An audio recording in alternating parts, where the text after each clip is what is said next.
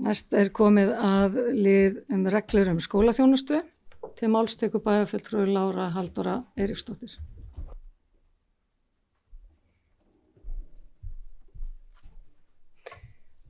Forseti, ágætu bæjarfulltrúar. Hér komin á dagskrá liður 3 í fundargerð bæjarráðs dagsettri 23. maí síðastliðinn, en það eru reglur leikskólaþjónustu. En reglur leikskólaþjónustu hafa verið endurskoðaðar meðal annars með tilliti til nýrrar gjaldskrár og skráningardaga. Endurskoðaðar reglur voru lagðar fyrir fræðslu og lýðheilsuráð til samþykktar. En bæjarráð samþykkti með 4 atkvæðum endurskoðaðar reglur leikskólaþjónustu og vísaði reglunum hingað inn í bæjarstjórn þar sem þær eru þá komnar til umræðu og afgreiðslu.